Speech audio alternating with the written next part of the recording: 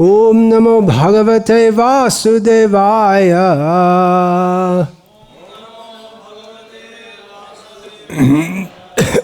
Om Namo Bhagavate Vasudevaya.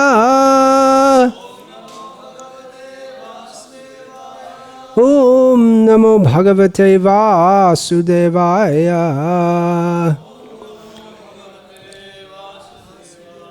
Srimad Bhagavatam, Canto 8, Chapter 11, Texts 9 to 12, Translation and Commentary by His Divine Grace, A.C. Bhaktivedanta Swami Prabhupada. I'll read the Sanskrit and the translation of these verses, and only when we get to text 12 is there a purport, which I'll also read, Krishna willing. Navayam manyamananam atmanam tatra sadhanam girova sadhu sojanang grihnimo marmataranaha. You demigods, this is Vritrasura speaking. You demigods think that your own selves are the cause of your attaining fame and victory. Because of your ignorance, saintly persons feel... No, it's Bali Maharaj, Bali Maharaj speaking. Because of your own ignorance, saintly persons feel sorry for you. Therefore, although your words afflict the heart, we do not accept them. Yeah, 2 cantos out here. Vritra's in the 6th canto. Text 10. Shri Shuka Uvacha.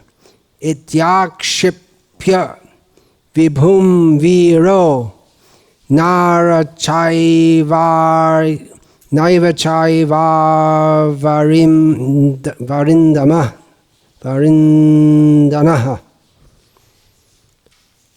Akarna Purnair Ahan Adakshay Pyarahatang Punaha. Shukdev Goswami said, after thus rebuking Indra, king of heaven, with sharp words, Bali Maharaj, who could subdue any other hero, drew back to his ear the arrows known as Narachas and attacked Indra with these arrows. Then he again chastised Indra with strong words. I seem to remember looking this up at one time and found out that Naracha is a kind of arrow with a semicircular head. It's not with a pointed tip exactly, but with a sharp semicircular tip. There must be some other word for that. Head of the arrow, tip of the arrow. Evang nirakrito devo vairina tatyavadina nam rishyat tad atikshepam tutrahata iva dvipaha. Since Bali Maharaj's rebukes were truthful, King Indra did not at all become sorry, just as an elephant beaten by its driver's rod does not become agitated. Praharat kulisham tasma amoghang paramardanaha sayano nyapatad bhumo chinna paksha ivachalaha. When Indra, the defeater of enemies, released his infallible thunderbolt scepter at Bali Maharaj with a desire to kill him, Bali Maharaj indeed fell to the ground with his airplane like a mountain with its wings cut off. Purport: in many descriptions in Vedic literature, it is found that mountains also fly in the sky with wings. When such mountains are dead, they fall to the ground where they stay as very large dead bodies. Om Jnana Timirandhasya Jnananjana Shalakaya Chakshurin Militam Yena Tasmai Shri Gurave Namaha. Nama Shreshtham Manum Api Shachiputramatra Swarupam Rupam Tasyagrajamurupuring Mathurim Goshtavatim Radha Kundam Girivaramaho Radhika Madhavasham Prapto Yasya Pratita Kripaya Shri Gurum Tam Natosmi Vandeham Shri Guru Shri Ataf Padakamalam Shri Gurun Vaishnavangscha Shri Rupam Sagrajatam Sahagana Raghunatan Vitam Tam Sajivam Sadvaitam savadhutam parijana sahitam Krishna Chaitanya Devam Shri Radha Krishna Padan Sahagana Lalita Shri Vishakhan Vitanscha. Hare Krishna, Krishna Krishna, Hare Hare, Hare Rama, Rama Rama, Hare Hare. It might seem surprising that there's no commentary given for the ninth verse. You demigods think that your own selves are the cause of your attaining fame and victory. Because of your ignorance, saintly persons feel sorry for you. Therefore, although your words afflict the heart, we do not accept them. There's a lot of important instruction in there. Of course, it's repeated instruction. It's been seen in other parts of the Bhagavatam. And the first statement is obviously very close to the statement of Lord Krishna in chapter 3, text 27 of the Bhagavad Gita, Prakrite Kriyamanai Gunai Karmani Sarvashaha Ahankara Vimurhatma Kartaham iti manyate. Persons who are bewildered by the three modes of material nature foolishly think themselves to be the doer of activities which are actually enacted by that material nature. Presumably the previous acharyas didn't give any comment on this, and therefore Srila Prabhupada hasn't.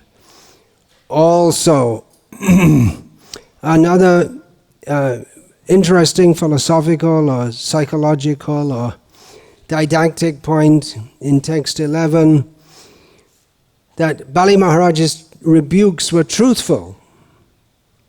Indra accepted, yeah, we're foolish. Bali Maharaj was verbally chastising Indra and the demigods as being foolish. So Bali Maharaj is taking the moral high ground here. In one sense he could do, because he had, according to Kshatriya dharma, he had conquered the heavenly planets in a proper way. He had attacked and the demigods had run away. He had all right to rule the heavenly planets. Of course, Indra had all right to make a counterattack also. And so things go on, back and forward. Devasura Yuddha, fight between the demigods and the demons. And it's going on, and it will go on.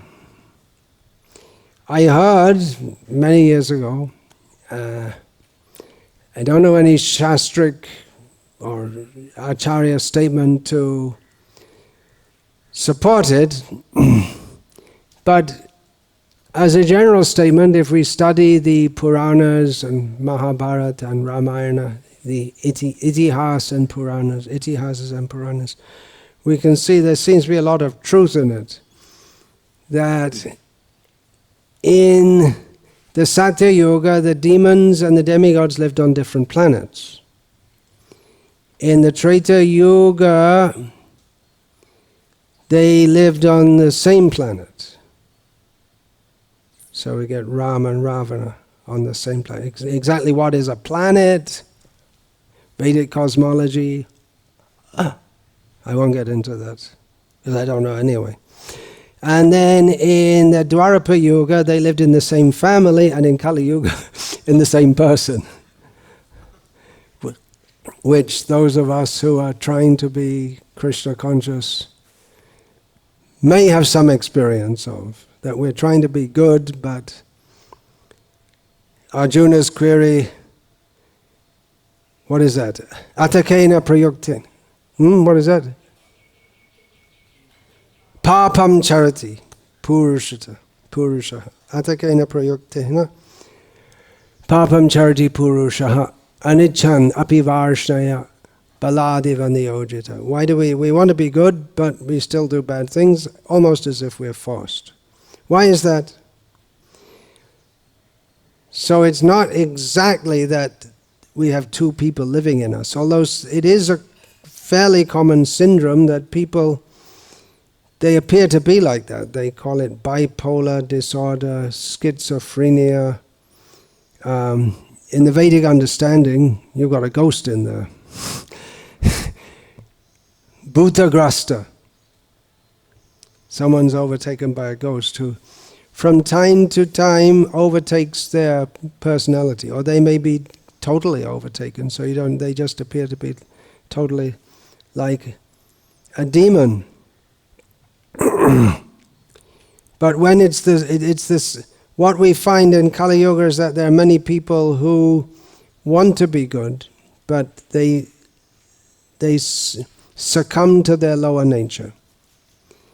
And there are many instances in the Western world of prominent Christian preachers who fell shamefully from their position of respect and being seen as spiritual leaders due to having illicit sexual relations, the very thing which they're supposed to be standing against or standing as a symbol of morality. And within our ISKCON and within broader Vaishnava society, there have been not a few instances of this also. So what is the reason? Why does that happen?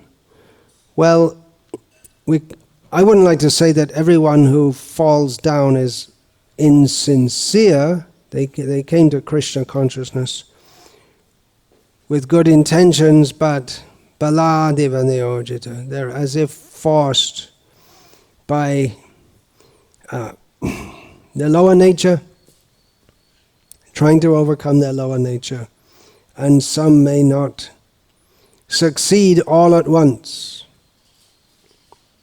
But they can go on. Prayatna yatamanas too. They can go on trying. It may be in another life even, but they'll go on trying. Anyway, the Srila Prabhupada didn't, and presumably the previous acharyas didn't comment directly on these verses. The commentary which is given here is very helpful for us who in the modern age are reading in Bhagavatam. In the Bhagavatam, it's an example given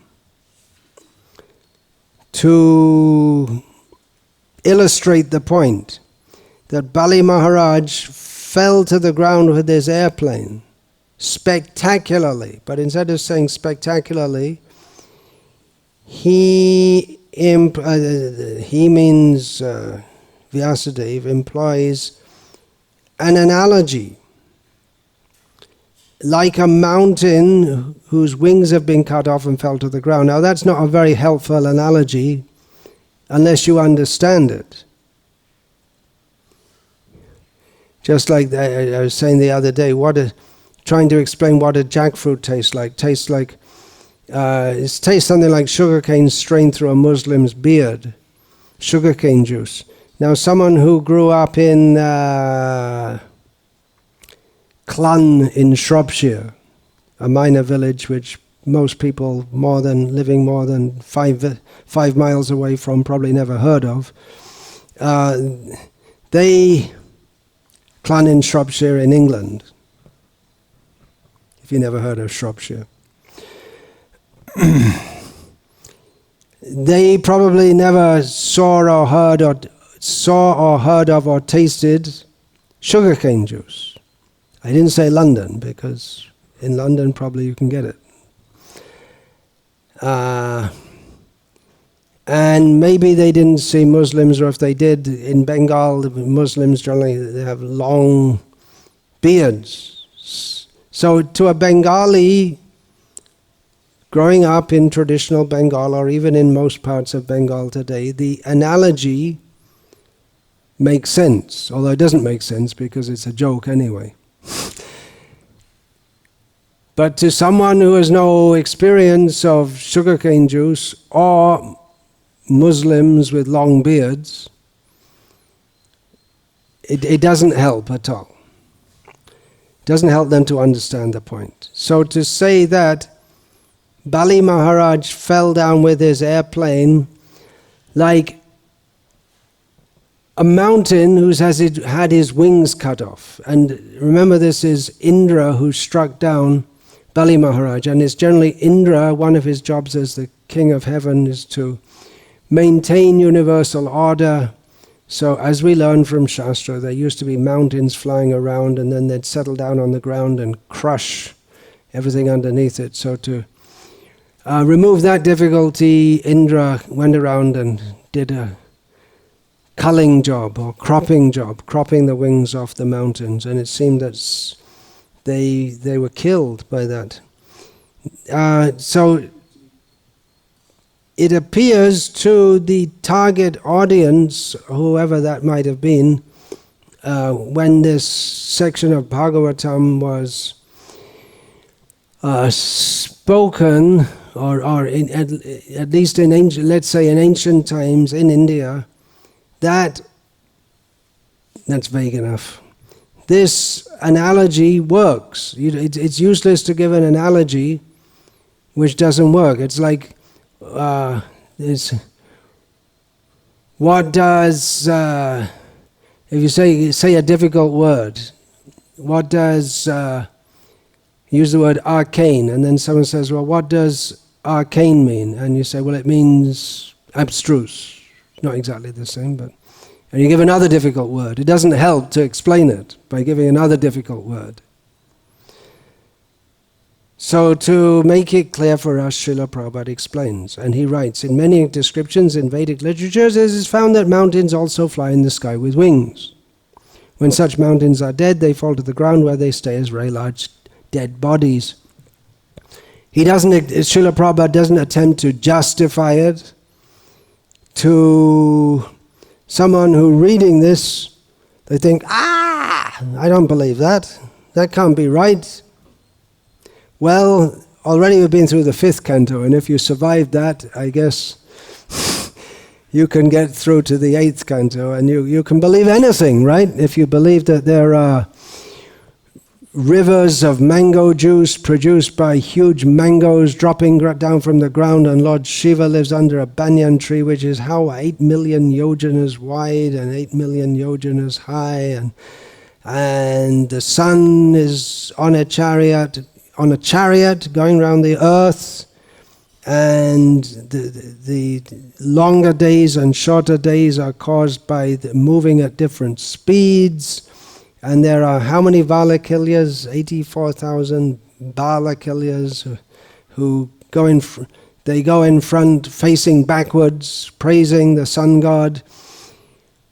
And if you can get through that, you can believe anything. But it would seem to our good intelligence that this is a lot of poppycock dreamed up by people in the past who really didn't know any astronomy, they didn't know science, they didn't go to science classes, they didn't know any geology. We know from geology that mountains are not dead bodies that fall to the ground, but they're caused by seismic shifts which force large quantities of molten matter. That's also pretty difficult to understand. If it's molten matter, how it should just flood out, isn't it? Exactly how does it work? I mean, you get something as solid as granite. I mean, it's pretty solid. You have a good experience from building this temple, building it with granite. It's pretty difficult to think how by squeezing it could go up.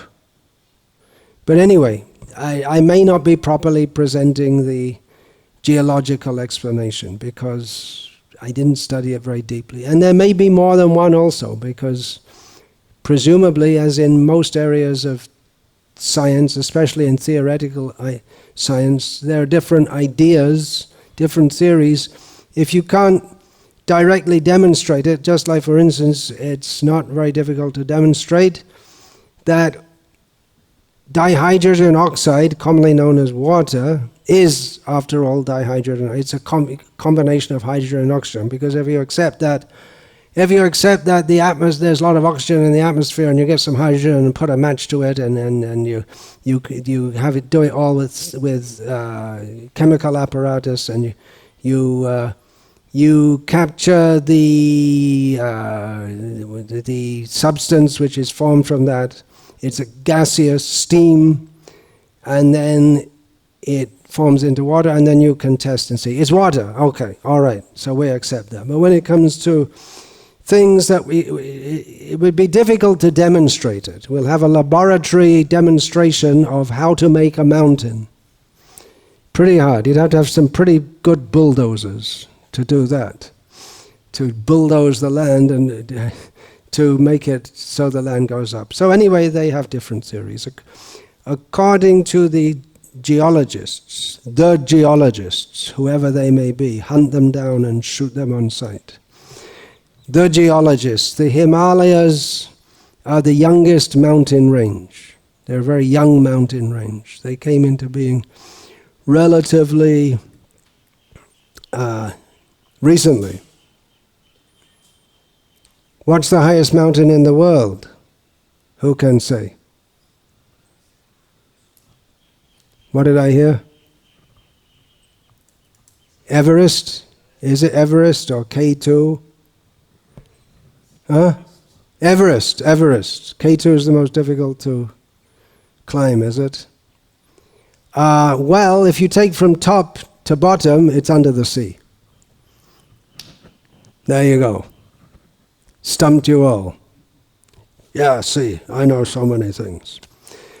Okay, we know so many things, huh? The scientists have gone under the sea and found there are big mountains under there. Maybe when Indra cut off the wings, some of them fell into the sea. That would have caused a tsunami, right? Interestingly, talking about tsunamis, there is a phenomenon, there's a word for it, which I just can't remember in Sanskrit, which means subterranean, what's the word? Subaqueous volcanoes. Volcanoes within the ocean. So that you see a volcano comes out on the earth and spews all the lava. What if it comes, because it comes up on the crust of the earth, presuming there is a crust of the earth, but according to geological theories, it comes up on the crust there. What if it comes in the sea? That's called it's a volcano in the sea. So there was knowledge definitely of astronomy in ancient India and throughout the world, actually. Otherwise, how did all these structures we find throughout the world that are geometrically made to be astronomically aligned to for instance, near to Glastonbury in England is very famous Stonehenge, which is astronomically aligned so that the sun shines through the main stones exactly at the summer solstice. That will probably change with the gradually moving orbit of the Earth, if we take the orbit of the Earth. But anyway, something's moving out there.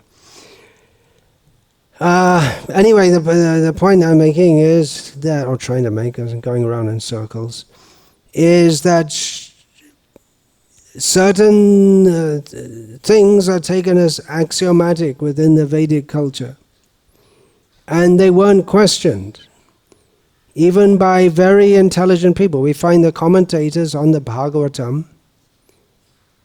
Madhvacharya, Vishwanath Chakravarti, they were highly intelligent people, no doubt about it. Even to know Sanskrit requires some good level of intelligence, especially if one is not raised as a child knowing that. And very philosophical people, but at the same time they accepted without questioning descriptions in Bhagavatam and other Shastras, which don't correspond to anything within our immediate experience. We don't see Balakilyas, thumb-sized sages. We don't see such things as Sri Ram putting his foot on the stone and the stone reconverts into Ahalya. We don't see such things happening. Of course, in India and in different parts of the world, there are yogis and shamans who do magic things. That is a fact. All over the world that has been.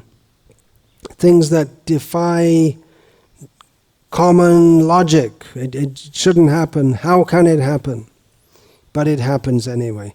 So there's an implicit acceptance that there are things that we can't understand according to our they don't happen according to the normal way things work, and also accepted that there is knowledge beyond our normal humdrum way of life, the things that we see there.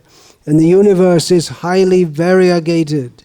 And we, tiny little beings, we don't know everything that's going on, and we accept the Shastric descriptions of various phenomena within the universe.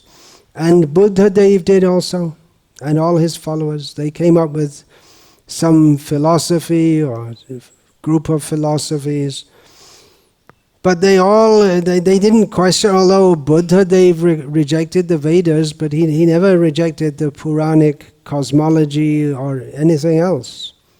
Any other Puranic descriptions of what's going on in the world. And that was accepted. It was accepted if you do sinful activities, you go to hell. Hell is what? You are Yamaraj.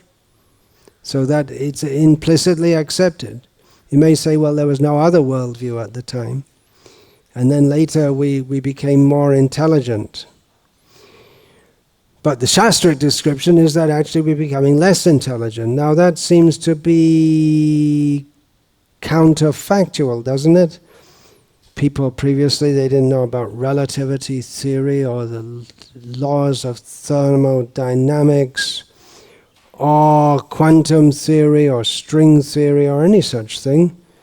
And they believed in rather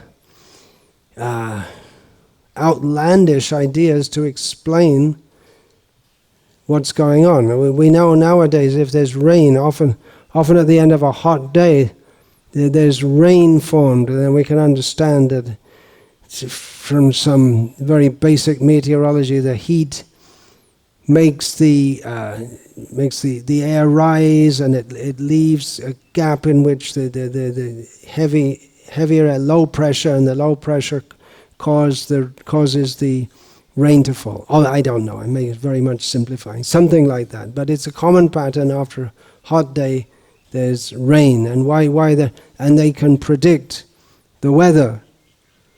So you see, there's a trough of low pressure off the coast, and it's moving this way, and we predict in such and such a time there'll be rainfall off the coast of Bengal. And they did that recently. There's some typhoon Amphan, I think they call it, was it?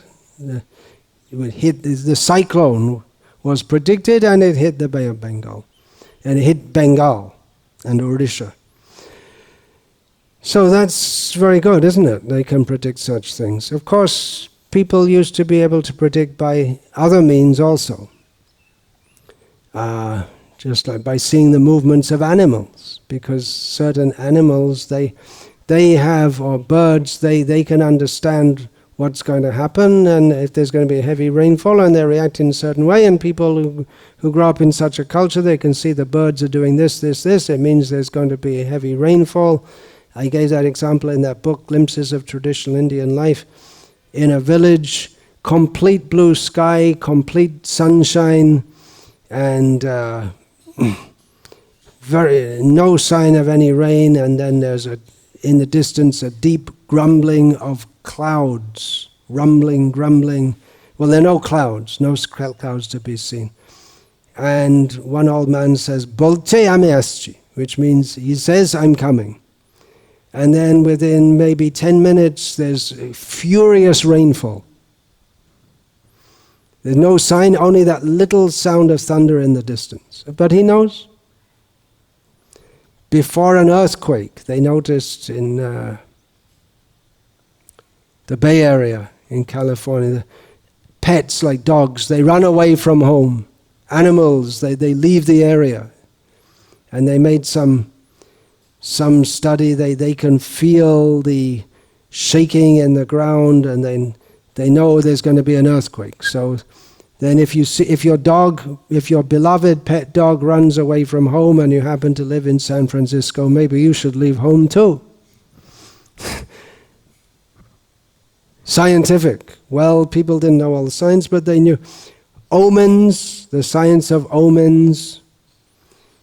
Now we may say, well, very well known in India, throughout India, even today, is you say something, tick, tick, tick, tick, the lizard agrees.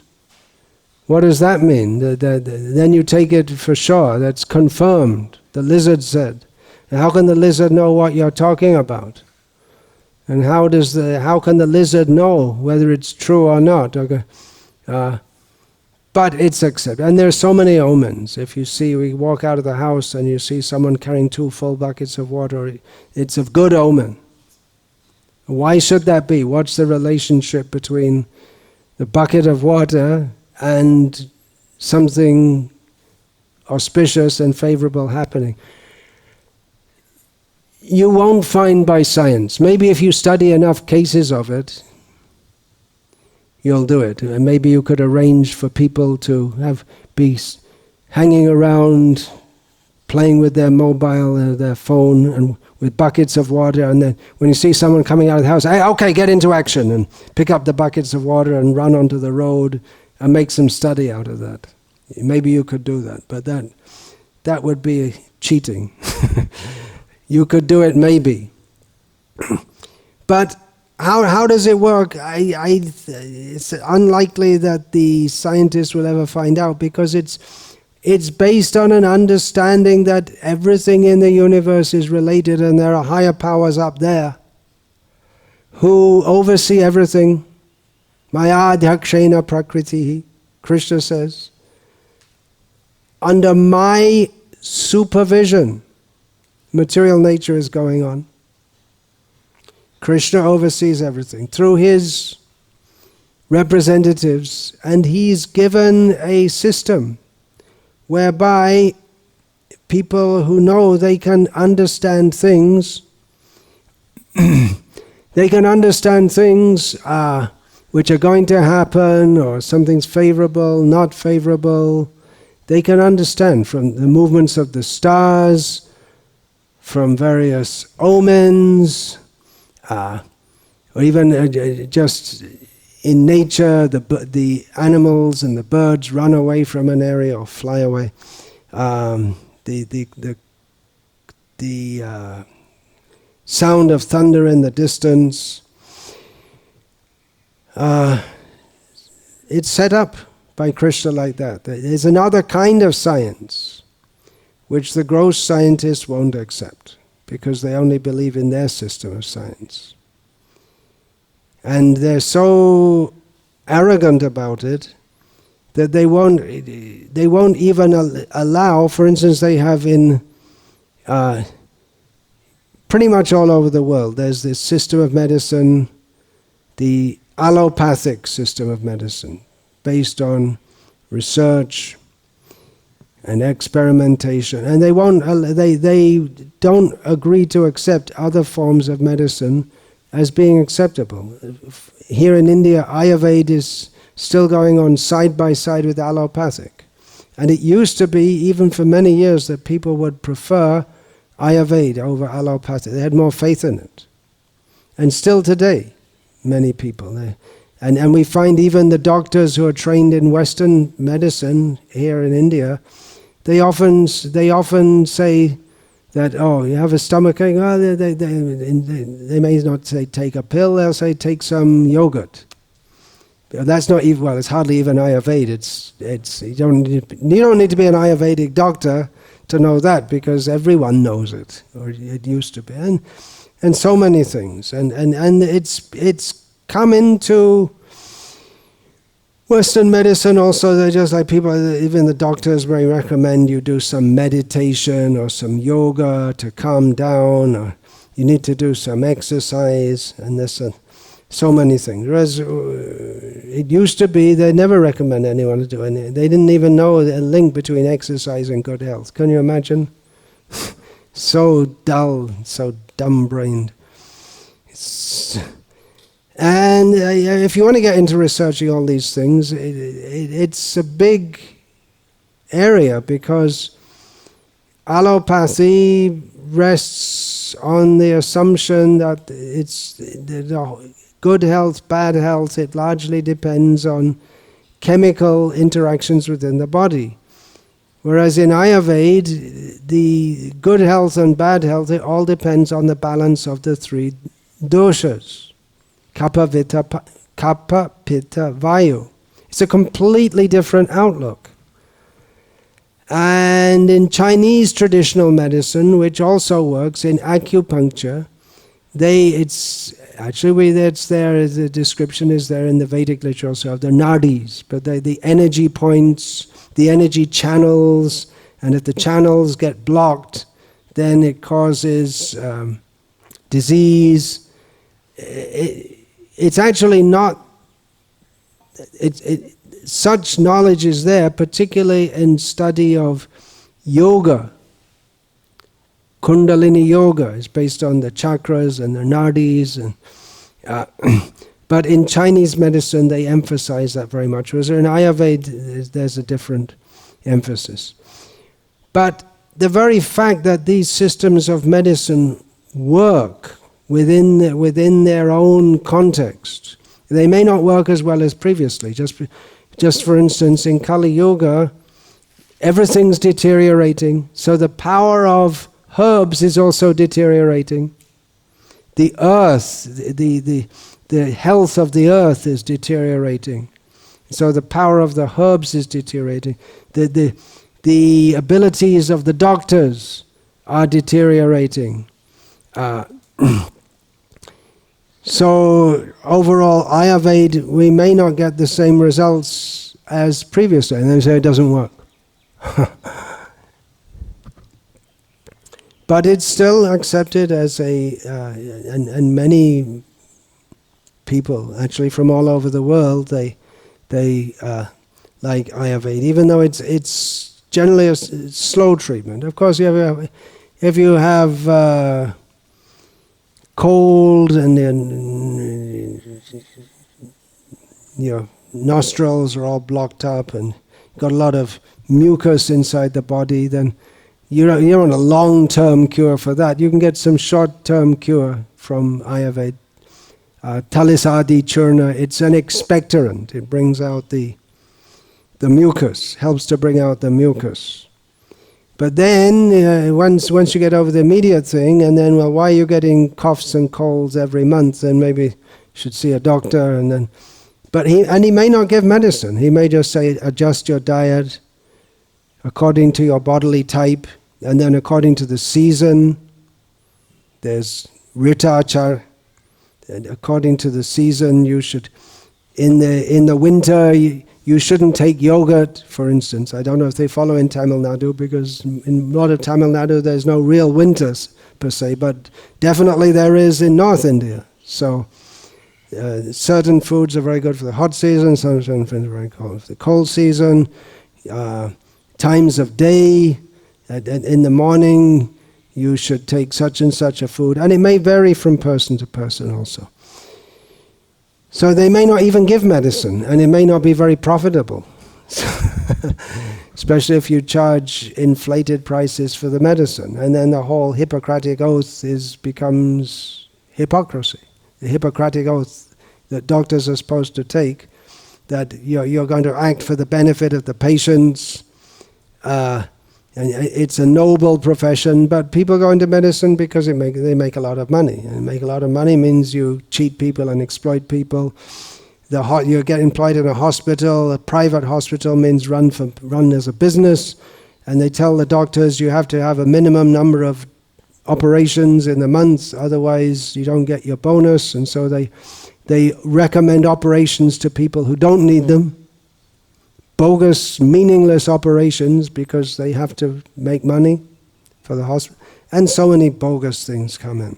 Anyway, the point I'm saying here is that it's a very big discussion, but there is, and many people all over the world accept this now, that there is knowledge in the ancient world. A lot of it's been lost, a lot of it's been destroyed. A lot of the ancient knowledge of India was destroyed by members of a certain minority community who came into India, and one of their favorite activities was killing people, especially brahmanas, and who had the knowledge. Not all of it was, a lot of it wasn't written down. Destroying temples, burning libraries, huge library at Nalanda and Takshashila, burned as a great contribution to the enrichment and ennoblement of the human race. In Constantinople also, when it was taken over by a member of the same minority community, which is now the majority community, one of their great contributions to humanity was destroying the greatest library of the known civilization at that time. So many things got lost, and in the nature of Kali Yuga, things get lost. And the British, who were ruling India, they were more subtle, but they also destroyed so much knowledge by belittling it, so that and introducing a new kind of economic system, so that knowledge, you couldn't live by being a brahmana. And anyway, people thought it was stupid to pursue such knowledge, and the real what was it? This who said that? Macaulay. One shelf in any English library is worth more than all the Vedic literature put together. And this way they killed the respect that people had for Vedic knowledge. And so we find up to the present day there are so many libraries all over India of ancient manuscripts which are just deteriorating. No one cares for them. In Vrindavan, it may be in the winter, someone will take out the old manuscripts and burn them to warm their butt in the cold season. Fortunately, Srila Prabhupada brought the essence of all knowledge, the Srimad Bhagavatam, and made it available, and by its mass distribution of these books, it's unlikely it's going to get lost very soon. That's one very good way of preserving knowledge, is to distribute it. If only one person knows that knowledge, then it dies with that person. Of course, knowledge is never really fully lost, because there's Krishna, who is eternal, and he can inspire someone else to know. And that happens regularly. The Vedic knowledge is lost, and then Krishna inspires someone, and it's revealed in this way to different rishis. Especially at the beginning, Tene Brahma Hridaya Adi Kavya, Krishna reveals it to Brahma, who then teaches it to his various followers. So knowledge is never fully lost. But the essence is here. One of Srila Prabhupada's godbrothers, Bhakti Pramod Puri Maharaj, said that one verse, if all in the Vedic knowledge was lost, everything except one verse, then the whole Vedic knowledge could be reconstructed from that. What is that? It's actually in Bengali, it's from Chaitanya Charitamrita. Atendriya priti vancha tare balai kam, krishnendriya priti ichha dhare premanam. That acting for one's own sensual gratification is called kam. It's a definition. It's a definition of two terms. and acting for Krishna's sense gratification is called prema, love. So that's really the essence. And you may quibble whether mountains used to have wings and they will fall down. You may quibble over that, and you may say it's not so important. But actually it is important to accept this also.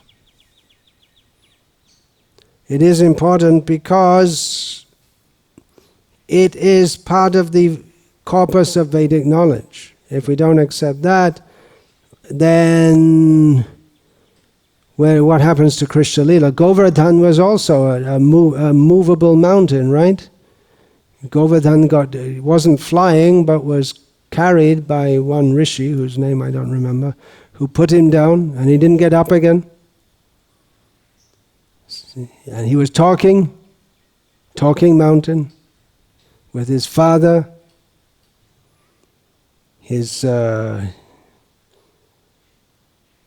and then what happens to Krishna Lila, lifting Govardhan? Well, that's not possible either. Well, that's the whole fun, isn't it? The Krishna lifts a mountain. Who else lifts a mountain?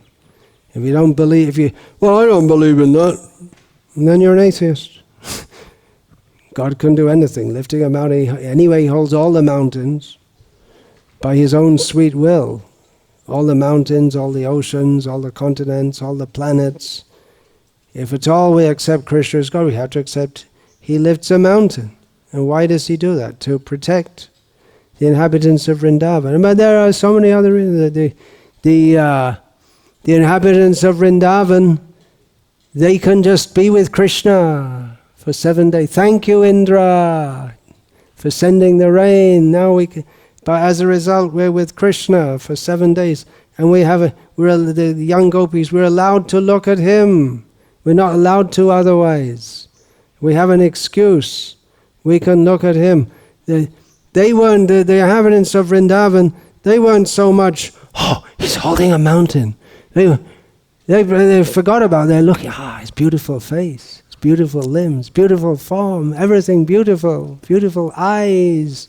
Oh, and he's holding a mountain. Oh, that they weren't overcome by the fact that he was holding a mountain, but his beauty. But there was one major thing missing for 7 days. I don't think he was playing a flute during that time. We don't know. But then he used to play the flute to call his cows and his gopis, and they were there with him anyway, so he didn't need to. Maybe some of the other cowherd boys, they'd play their flute. They all had flutes also. All the cowherd boys have flutes. Hare Krishna. All glories to Srila Prabhupada. Srimad Bhagavatam ki jai. Vancha kalpatarubhyascha kripa sindhubhyacha patitanam pavanebhyo vaishnavebhyo namo. His Holiness Bhakti Vikas Swami Maharaj ki jai.